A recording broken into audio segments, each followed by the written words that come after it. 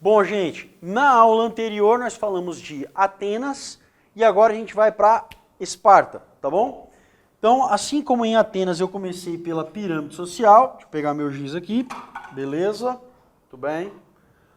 Para Esparta também vou começar pela pirâmide social, então vamos lá.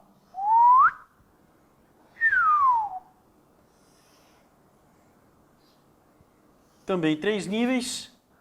Aí aqui nós temos os esparciatas, os periecos e os ilotas. Muito bem. Quem é quem aqui?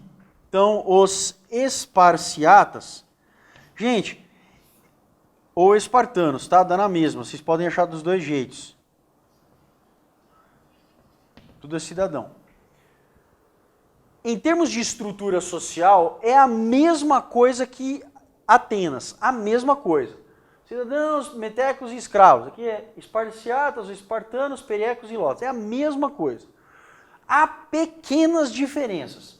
Os espartanos, sim, se preocupam com terra, tem que ter terra, eles também não trabalham nela e eles também têm escravos. Só que, diferentemente de Atenas, o escravo em Esparta é do Estado e não do indivíduo. Ele trabalha para o indivíduo, mas se o indivíduo morrer, se o espartano morrer, aquele escravo ele é absorvido para outra atividade. Tá? Os periecos também não têm nenhum direito político, também são comerciantes e estrangeiros.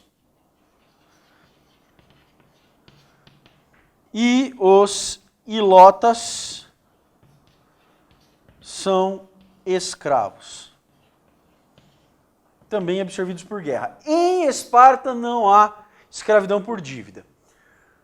Bom, gente, como é que funciona a estrutura política de Esparta? Vamos lá. Política.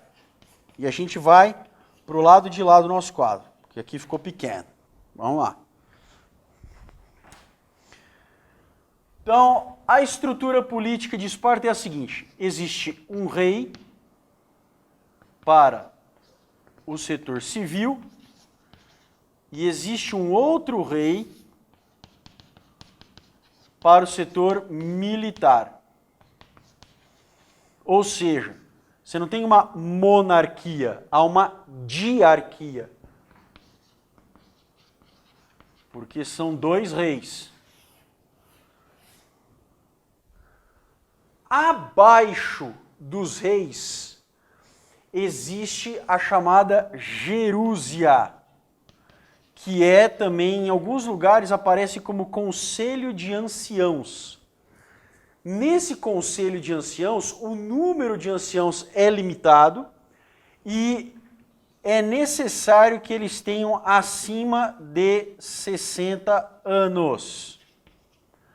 Abaixo da gerúsia está a ápila, composta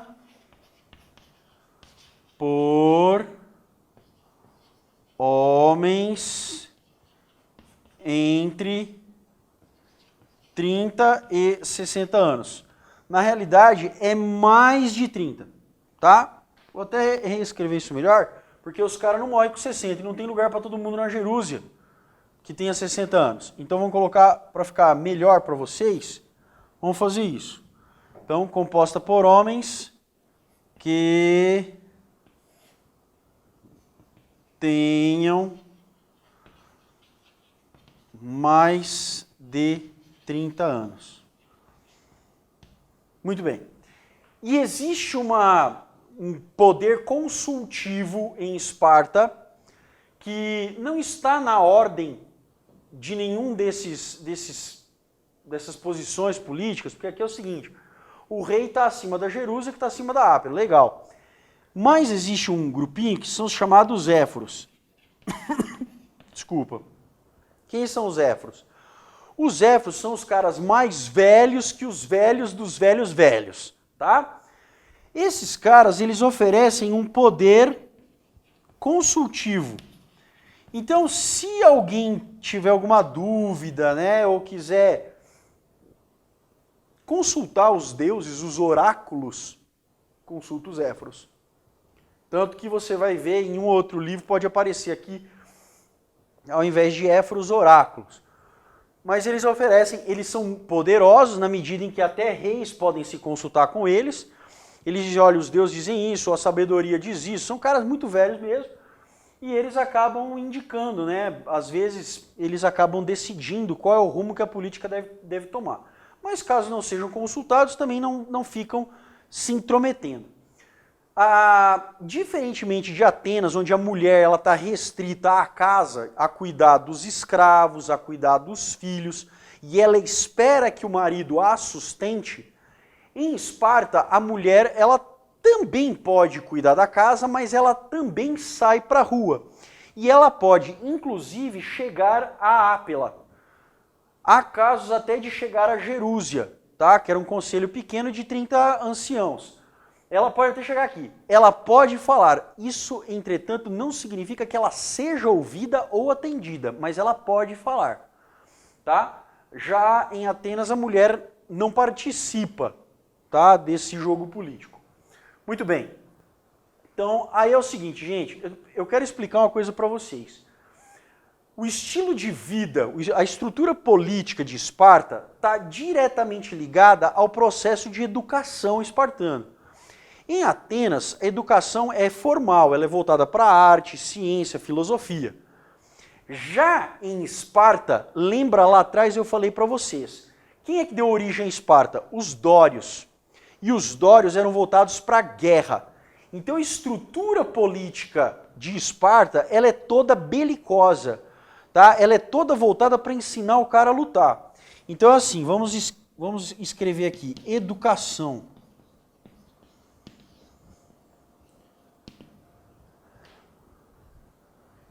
Dos 6 aos 30 anos, o cara é aprendiz militar.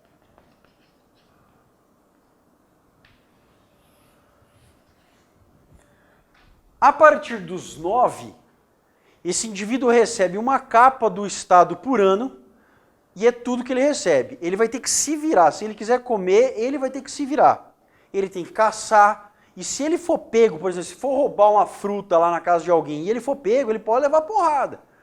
Porque tudo isso faz parte do treino militar dele. Ele tem que ser sutil, ele tem que aprender a ser bem silencioso, ele tem que aprender a ser um cara eficaz na luta como militar. Tá? Aí o que acontece? Dos 30 anos em diante, ele vai trabalhar com a política. Só que ele só pode falar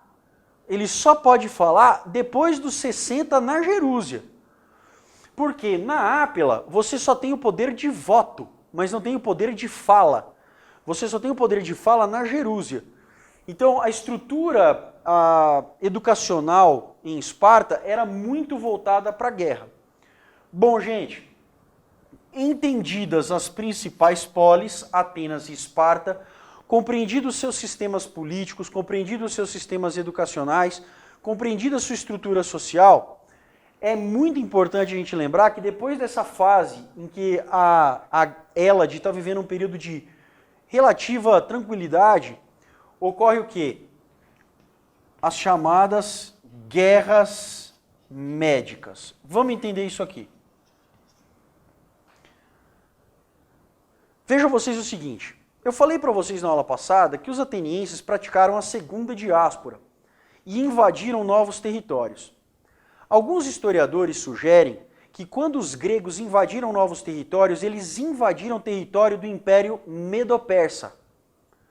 Outros historiadores sugerem que o Império Medo-Persa vinha crescendo, vinha avançando e se interessou por dominar também a Hélade.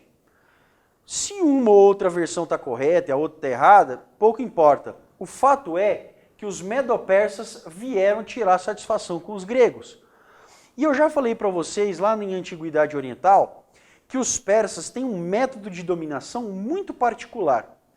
Quando os persas querem dominar um povo, eles não vão atropelando de uma vez. Eles mandam mensageiros dizendo o seguinte: olha, nós estamos aqui para informá-los de que nós queremos dominar seu território. Se vocês quiserem fazer guerra conosco, vocês provavelmente perderão, porque o nosso exército é como a areia do mar. E o exército medo-persa realmente era muito grande. Por que o exército medo-persa era grande? Porque cada cidade dominada pelos persas tinha que oferecer, além de impostos, soldados. Então os persas se aproximam agora dos gregos e dizem o seguinte: olha, nosso exército é grande. Então vocês têm duas alternativas. Ou vocês pagam impostos a nós e nos oferecem soldados quando nós precisarmos, ou vocês guerreiam conosco, mas guerrear conosco é suicídio. Bom, aí o que aconteceu? Os gregos, muito orgulhosos, falaram assim: olha, nós vamos pra porrada, nós vamos guerrear. E, a princípio, Atenas e Esparta vão lutar suas próprias guerras sozinhos, com suas próprias ligas, com suas próprias conexões, com suas próprias junções de cidade. Esparta vai acabar lutando até mais sozinha, enquanto Atenas vai criar na Península Ática a chamada Liga de Delos. Então, Atenas cria a Liga de Delos,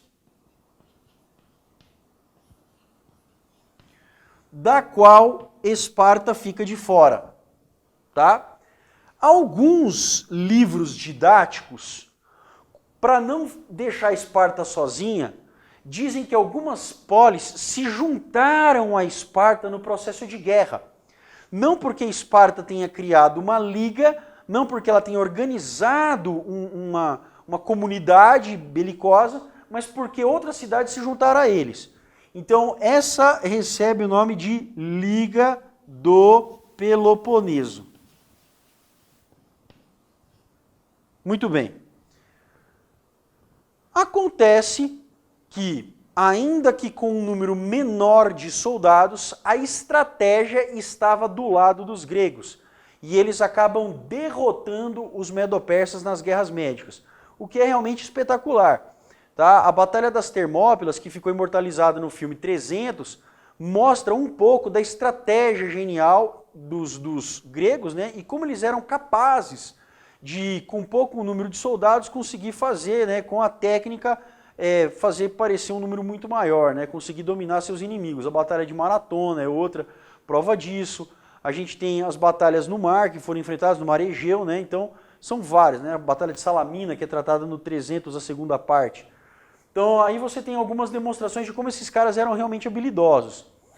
Gente, é o seguinte, vencida a guerra, Atenas vai passar a usar a Liga de Delos para dominar não só a Península Ática, como também desejar dominar o sul da Hélade. Mais ou menos o seguinte, o que aconteceu na Liga de Delos? Atenas pegava dinheiro das cidades que ela ia proteger, ela constituía um exército, fabricava as armas. Agora ela está pegando esse dinheiro para dizer o seguinte: vocês têm que nos pagar porque nós protegemos vocês. E Atenas começa a querer exercer uma espécie de domínio, uma ditadura sobre a Hélade. Isso é bem interessante, porque a ditadura é uma coisa que todo ateniense tinha pavor, eles odiavam a tirania, né? Eles odiavam a ditadura, tinham filósofos e filósofos para falar contra a ditadura, mas eles estavam praticando justamente isso. E os espartanos acabam se sentindo ameaçados pelos atenienses. Então, as guerras médicas foi o auge, né, da história grega, quando eles derrotaram o maior império do mundo, é o período da história da Grécia clássica, né, o período clássico, também acaba provocando a Guerra do Peloponeso. Ou seja, nós vamos ter uma guerra civil.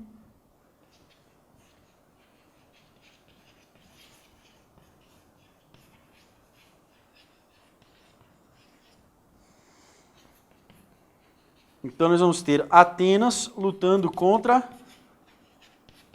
Esparta. Bom, gente, isso não acabou aqui. É importante lembrar que a guerra civil foi vencida por Esparta, mas que posteriormente a cidade de Tebas, nunca confunda a Tebas grega com a Tebas egípcia, tá bom? São duas Tebas, mas são duas Tebas diferentes. Esparta vai enfrentar Tebas e é derrotada. Depois, Atenas e Esparta vão se unir contra Tebas. Essa sucessão de guerras civis acabou levando ao enfraquecimento da polis. Acaba levando ao enfraquecimento da polis. Claro, porque uma sucessão de guerras civis só pode enfraquecer, não fortalece ninguém, ela só prejudica. Tá bom? Depois que a gente tem essa sucessão de guerras civis e esse enfraquecimento, a Grécia está suscetível. O que é suscetível? Ela está fragilizada. Vamos para a próxima parte aqui do nosso quadro. É exatamente nesse momento de enfraquecimento da polis que ocorre a invasão macedônica.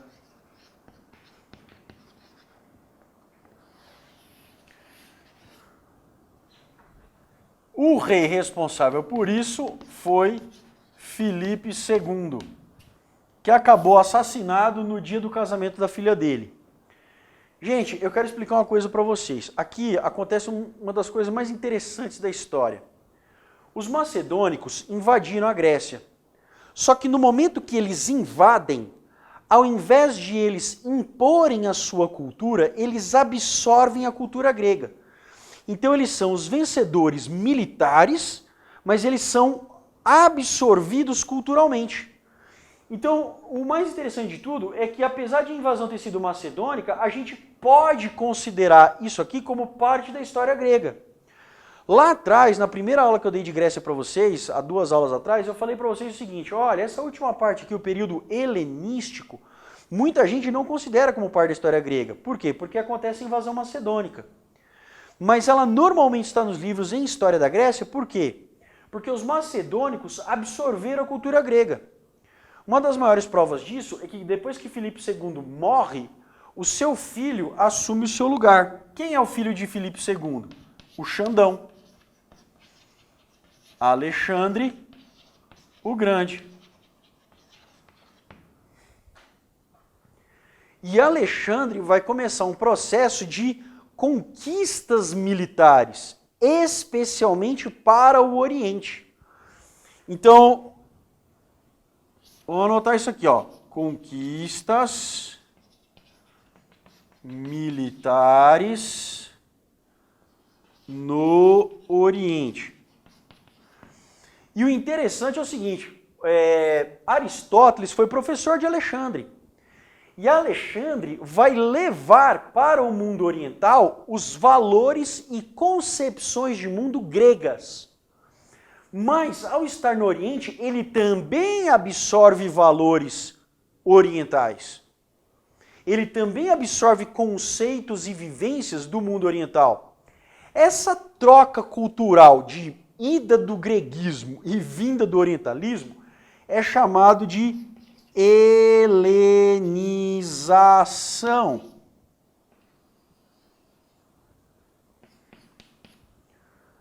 Onde a gente tem essa troca cultural grega. Bom, Alexandre foi um grande general militar, mas morre, todo mundo sabe, aos 33 anos de idade. Gente, Alexandre não morreu de coma alcoólico, Alexandre o Grande não era homossexual. Alexandre o Grande morreu porque no Oriente ele acaba picado pelo mosquitinho da malária. Tá? E ele vai acabar morrendo de febre. É interessante, né? Porque o cara, no auge do seu domínio, o cara conquistou o mundo inteiro, mas foi derrotado por um mosquito, né? Bem interessante isso. Esses valores gregos misturados ao Oriente, e claro, depois absorvidos pelo Império Romano, trouxeram para nós hoje valores que são muito, muito comuns. Por exemplo, a nossa língua é em grande medida fruto da cultura grega. Se você vai ao cinema ou vai ao teatro, saiba que isso é fruto do mundo grego. Os 2 primeiros gêneros que a gente tem de um teatro forte no mundo é a tragédia e a comédia. Esse modelo que a gente tem hoje em dia, ele vem de lá.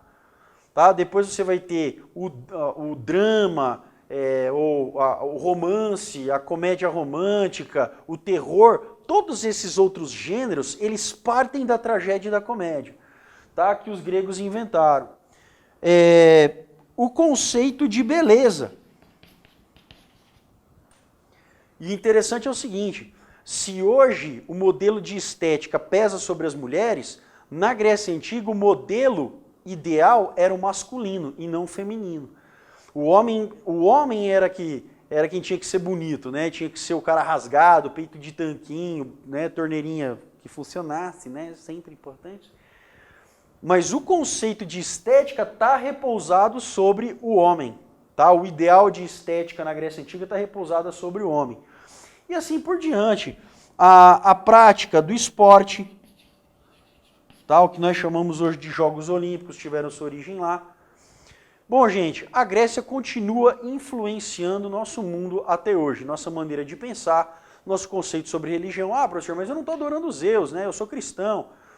Não importa, o nosso jeito de adorar ele tem tudo a ver com o método grego.